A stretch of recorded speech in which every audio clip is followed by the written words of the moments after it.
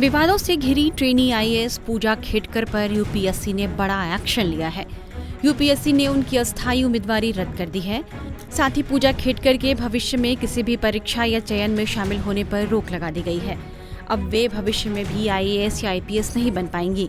वहीं civil service exam 2022 की उनकी उम्मीदवारी को भी आयोग ने रद्द कर दिया है। यूपीएससी ने कहा है कि सभी रिकॉर्ड के जांच के बाद यह सामने आया है कि पूजा खेडकर ने सीएसई 2022 के नियमों का उल्लंघन किया है। आयोग ने सीएसई के पिछले 15 सालों के डेटा की समीक्षा की, जिसमें 15,000 से ज्यादा कैंडिडेट्स शामिल हुए थे। 2023 बैच की ट्रेनी आईएएस पूजा खेडकर के खिलाफ यूपीएससी ने पहचान बदलकर तय सीमा से ज्यादा बार सिविल सर्विसेज का एग्जाम देने के मामले में एफआईआर भी दर्ज कराई थी। जिस तरह पूजा खेडकर के कई फर्जीवाड़े का खुलासा हुआ है, उसे देखते हुए उन पर यूपीएससी के इस एक्शन की पहले से ही उम्मीद की जा रही थी। यूपीएससी ने इस बात के संकेत पहले ही दे दिए थे और कहा था कि अगर पूजा खेडकर पर लगाए गए आरोप सही पाए जाते हैं तो उन पर कार्रवाई हो सकती है। हाल ही में यूपीएससी ने पूजा खेडकर के खिलाफ कारण बताओ नोटिस भी जारी किया था। इस नोटिस में पूछा गया था कि क्यों न पूजा खेडकर की सिविल सेवा परीक्षा 2022 की उम्मीदवारी को रद्द कर दिया जाए। इस लिहाज से माना जा रहा था कि पूजा खेडकर की नौकरी खतरे में पड़ी हुई है। आइए हम आपको इस ट्रेनी आईएएस पूजा खेडकर के फर्जीवाड़े की वो कहानी सुनाते हैं, जहां से उनके झूठ का एक एक चैप्टर खुलता चला गया। ट्रेनी आईएएस पूजा खेडकर के यूपीएससी में चयन के फर्जीवाड़े की पूरी एक फहरिस्त है। यूपीएससी की जांच में खुलासा हुआ है कि विकलांगता सर्टिफिकेट के फर्जीवाड़े से लेकर माता पिता के नाम और पते तक में धोखाधड़ी करके पूजा ने फायदा उठा लिया। पूजा खेडकर के इस फर्जीवाड़े की कहानी का पहला चैप्टर तब खुला जब पुणे से उनका ट्रांसफर वासिम कर दिया गया। इस ट्रांसफर के पीछे की भी एक कहानी है। ट्रेनिंग पूरी करने के लिए उन्हें पुणे अतिरिक्त सहायक कलेक्टर के रूप में नियुक्ति मिली थी, लेकिन यहाँ पूजा खेडकर ने पुणे कलेक्टर सुहास दिवासी से इतनी लंबी चौड़ी मांग कर दी कि वे चर्चा में आ गईं। इस दौरान वे अपनी निजी कार ऑडी पर महाराष्ट्र सरकार का स्टिकर लगाकर घूमने लगी, जिससे वे सुर्खियों में आ गई थी, जबकि नियमों के मुताबिक वे निजी गाड़ी पर इस स्टिकर का इस्तेमाल नहीं कर सकती थी। वहीं पुलिस जांच में यह पता चला कि यह कार किसी निजी कंपनी के नाम पर रजिस्टर्ड है। ट्रेनी आईएएस पूजा खेडकर पर यह आरोप लगे कि जब वे सहायक कलेक्टर के तौर पर कार्यभार संभालने के लिए पुणे जाने वाली थी, उससे पहले ही उन्होंने पुणे के जिला कलेक्टर से अपने लिए अलग घर और कार की मांग कर दी। सायरन, वीआईपी नंबर प्लेट की गाड़ी और अपनी निजी लग्जरी सेडान पर महाराष्ट्र सरकार का स्टिकर लगाने की भी मांग रखी, जबकि एक ट्रेनी आईएएस के रूप में वे इसकी हकदार नहीं थी। आरोप है कि बेटी की इस मांग को पूरी करवाने के लिए उनके पिता, जो पूर्व अधिकारी रहे हैं, उन्होंने भी पुणे कलेक्टर पर दबाव बनाया। इसके अलावा पूजा खेडकर पर एक वरिष्ठ अधिकारी के चैम्बर पर कब्जा करने और अपने पद के बेजा दुरुपयोग करने का भी आरोप है, जिसके बाद पुणे कलेक्टर ने इसकी शिकायत महाराष्ट्र के मुख्य सचिव तक पहुंचा दी। पूजा खेडकर का ट्रांसफर उसके बाद पुणे से वासिम कर दिया गया और पूजा खेडकर के झूठ और फरेब की एक एक कड़ी जुड़ती चली गई। खेडकर ने कथित तौर पर सिविल सेवा परीक्षा पास करने के लिए फर्जी विकलांगता और अन्य पिछड़ा वर्ग प्रमाण पत्र जमा किए थे। पूजा ने खुद को ओबीसी कैटेगरी से होने का दावा किया, जबकि ओबीसी सर्टिफिकेट के लिए पेरेंट्स की सालाना इनकम 8 लाख या उससे कम होनी चाहिए। पूजा खेडकर के ओबीसी सर्टिफिकेट और विकलांगता सर्टिफिकेट को लेकर महाराष्ट्र के आरटीआई एक्टिविस्ट विजय कुंभर को शक हुआ था।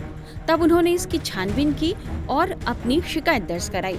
हाल ही में विजय कुंभर ने इस पर मीडिया को अपना बयान भी दिया था। पूजा उनका जो बिहेवियर सामने आया, उसके बाद मैंने उनकी छानबीन की, जो पब्लिक डोमेन में डॉक्यूमेंट्स है उसके, और उसका मैंने मतलब निकाला और उसमें से ये सामने आया कि या तो उनका क्रिमिनल सर्टिफिकेट गलत है, या तो उन्होंने जो जानकारी उनके पिताजी ने दी है एफिडेविट में वो गलत है। कुछ भी हो, यहाँ सारी इंक्वायरी होनी चाहिए। जो कुछ भी जिसने गलत किया उस पर कार्रवाई होनी चाहिए। अभी सामने आया है कि उनकी खेती उनके पिताजी के और फैमिली की 110 एकड़ है। महाराष्ट्र में एग्रीकल्चर लैंड सीलिंग एक्ट है, उसमें साफ साफ लिखा है कि किसी के भी अगर कैसी भी जमीन हो 54 एकड़ से ज्यादा कोई जमीन रख नहीं सकता। तो ये भी काम उन्होंने किया है। गवर्नमेंट को चाहिए कि इनकी इंक्वायरी करे, जो कुछ भी दोषी है उन पर कार्रवाई करे, और इन्होंने तो अभी ये साफ हो रहा है कि उन्होंने गलत डॉक्यूमेंट्स देके आईएएस लिया है, तो उनका आईएएस पद छीन लिया जाए। जो ओबीसी क्रिमिनल लेयर का कह रहे हैं आप, तो उसमें आपकी छानबीन में क्या है? क्या मेरी छानबीन में ये निकल आया है कि ओबीसी क्रिमिनल उसको ही मिलता है, ओबीसी जिनके फैमिली का मतलब माँ बाप का उत्पन्न आमदनी 8 लाख से कम हो सालाना, लेकिन इनकी आमदनी तो 40 करोड़ की दिखाई दे रही। पिछले साल की उनके पिताजी की आमदनी 43 लाख दिखाई दे रही। वो एमपीसीबी में ऑफिसर थे, उनको पेंशन भी रहेगी। उसके बावजूद उनकी संपत्ति इतनी है कि 110 एकड़ जमीन, 6 फ्लैट, 1 लोखंड वाला में 6 दुकान की जो एरिया है वो 1,60,000 स्क्वायर फीट है। डायमंड 17 लाख की घड़ी। इनका अगर ऐसा लैविश लाइफस्टाइल है तो इनको किसी ओबीसी का या किसी दिव्यांग का हक छीनने का कोई अधिकार नहीं, और वो भी झूठे डॉक्यूमेंट सबमिट करके। तो इसकी पूरी इंक्वायरी होनी चाहिए और सब पर कार्रवाई होनी चाहिए। पूजा खेडकर ने मानसिक बीमारी का प्रमाण पत्र भी जमा किया था। अप्रैल 2022 में उन्हें अपने विकलांगता प्रमाण पत्र के सत्यापन के लिए एम्स दिल्ली में रिपोर्ट करने के लिए कहा गया था, लेकिन पूजा वहां नहीं पहुंची। पूजा खेडकर पर एक के बाद एक लग रहे कई आरोप के बाद केंद्र सरकार ने इस मामले पर जांच कमेटी बिठा दी और दूसरी तरफ उनकी ट्रेनिंग पर रोक लग गई। साथ ही मसूरी स्थित लाल बहादुर शास्त्री राष्ट्रीय प्रशासनिक अकादमी ने उन्हें वापस बुला लिया। हालांकि वे 23 जुलाई की डेडलाइन खत्म होने तक भी अकादमी नहीं पहुंची थी, जिसके बाद यूपीएससी ने उनकी नियुक्ति की जांच का फैसला किया। यूपीएससी ने अपनी जांच में पाया कि 2018 तक पूजा खेडकर एक सामान्य छात्रा के तौर पर परीक्षा दे रही थी, लेकिन 2018 के बाद उन्होंने अपना नाम पता बदल लिया, फर्जी पहचान बनाई, विकलांगता के फर्जी दस्तावेज जमा किए। पूजा खेडकर ने न सिर्फ विकलांगता का फर्जी सर्टिफिकेट बनवाया, बल्कि माता पिता का गलत नाम, पता, ईमेल, फोन और फोटो तक में फर्जीवाड़ा किया और इस तरह यूपीएससी की परीक्षा पास करके आईएएस बन बैठी। एक उदाहरण से समझिए कि 2020-21 में पूजा खेडकर ने पूजा दिलीप राव खेडकर के नाम से परीक्षा दी, लेकिन 2021-22 में उन्होंने वही परीक्षा पूजा मनोरमा दिलीप खेडकर के नाम से दी। यूपीएससी की जांच के बाद दिल्ली पुलिस ने पूजा खेडकर के खिलाफ धोखाधड़ी का मामला दर्ज किया। दिल्ली पुलिस की क्राइम ब्रांच ने पूजा के खिलाफ जालसाजी, धोखाधड़ी, आईटी एक्ट और डिसेबिलिटी एक्ट के तहत केस दर्ज किया है। इसके बाद यूपीएससी ने उन्हें कारण बताओ नोटिस भी जारी किया। अब पूजा को अपनी गिरफ्तारी का डर है। पूजा ने अपने वकील के माध्यम से दावा किया है कि उन्हें गिरफ्तारी का खतरा है। दिल्ली की एक अदालत धोखाधड़ी और जालसाजी के एक मामले में पूजा की अग्रिम जमानत पर 1 अगस्त को अपना फैसला सुना सकती है।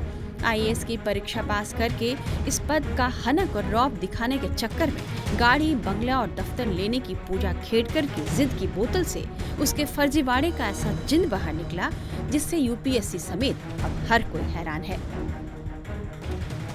टाइम्स नाउ नवभारत डिजिटल की रिपोर्ट।